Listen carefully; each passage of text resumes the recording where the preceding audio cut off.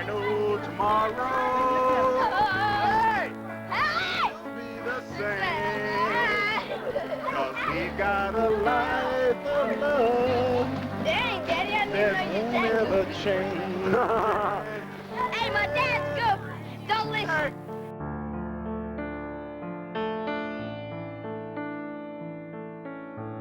As the government proclaimed justice for all impacted by the bombing, the people back in Oklahoma still sought the truth and knew now they were on their own. The list of questions continued to grow due to the mysterious death of Oklahoma City police officer Sergeant Terrance Yeakey. Terry Yeakey, unlike the rest of Oklahoma, may have known too much. Officer Yeakey was just over 30 years old at the time of the bombing. The morning of the bombing, he was issuing a traffic ticket near the Civic Center Music Hall, which is about 4 blocks to the west of where the Murray building stood. He dropped the ticket book, let the woman go, and says, I have to obviously attend to other things. He heard the multiple blasts coming from the Murray building. Sped up there in his black and white squad car and immediately started pulling out the first of 8 people, Mr. Tom Hall being the first, a former employee of the GSA. Tom, to this day, in fact, I talked to him a couple weeks ago, still has the utmost respect for Officer Yeakey. He literally saved his life. Officer Yeakey, being an astute police officer for 7 years, veteran of the Oklahoma City Police Department, knew that something was horribly wrong. He tried to get the official storyline out through his commanding officers at the Oklahoma City Police Department, through his family, through his ex-wife, and he chose to withhold some of the storyline because he was in fear for his family and his wife and his 2 young daughters at the time. What we found out, between the hours of 8 a.m. and 1 p.m. that morning, he was brutally murdered 1.5 miles from the front gate of the El Reno Penitentiary. From that moment that his body was found, we know that the crime scene was destroyed. There were spade shovels that were used to turn over the crime scene. Ballistics, any gunpowder residue, anything that had to do with his death was completely destroyed. It was corrupted. He started having problems with it, not only at work, but his apartment got broke into, his car got broke into, things were stolen out of his house. He had accumulated reports, evidence, I don't know what all, but he was going to take it out to a mini storage in El Reno. And he left one night, and he told a friend of his that they were going to go out to dinner. He says, I got to run out and put some stuff in mini storage, and as soon as I shake these feds that are following me, I'll be back and we'll go to dinner.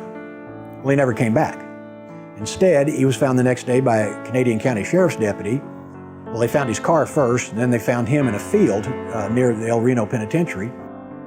The damage to his body was obviously a torture homicide. It was obvious. But what intrigued me the most, that he had several cuts on both of his wrists, inside both elbows, both jugular veins. He'd been beaten. He had ligature marks around his neck. He had handcuff marks on his hands, on his wrists. And he had a small caliber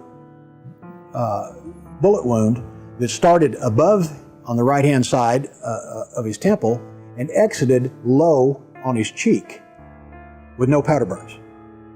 The day of his death, when my daughter called me, I left work, went to El Reno to help because I could hear the seriousness in her voice, that she was getting upset. Why would the police be calling her looking for Terrance?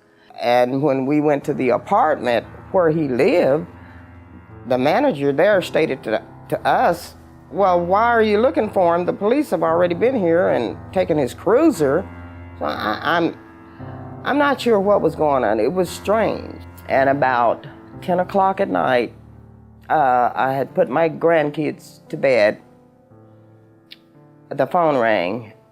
And when I picked the phone up, I could hear my daughter screaming in the background. And I assumed something bad had happened, but I didn't think death. And my son said, Mom, they found Terry. He's dead. One of the things that surprised me was that there was no autopsy performed. The other thing that really bothered me was we were being told that Terry was high on drugs and drunk. And of course, the medical examiner's office did a report on Terry and his injuries, which was really not an autopsy, but just a an overview, and it showed that his BAC was 0, meaning no blood alcohol content. There was no drugs in his system. It bothered me that they didn't treat Terry like a police officer like he was. He was a good guy. And he never said to us that I'm depressed. I'm, I need help. Not to me, or not to his sisters. I think it's only fair that we know, as Terrance's family members, what happened. Officer Yeakey's official cause of death was suicide. And that was actually laid out in the medical examiner's report at the Oklahoma State Medical Office, examiner's office. We've since were able to retrieve that record. What we found out, though, is that, number one, the crime scene was corrupted, went completely in the face of a proper investigative procedure. The extent and the amount of, and the number of wounds on his body clearly shows that he couldn't commit suicide. Physically and logistically, you just can't do that to yourself. Terry also, we knew, was anemic. He would not have been able to traverse over half a mile from where his car was to where his body was found and not have passed out. His heart would have literally given out. He wouldn't have had enough blood pressure in his body to survive. The car was locked. The windows were rolled out. The keys were in the console. There was a bloody knife in the glove box. You don't stab yourself 13 times and have superficial wounds on the, along your arms and chest and your upper neck, and walk a half a mile and decide to die next to a tree. Being the family of an officer, I expected some kind of care and consideration for us, being the family of Terrance.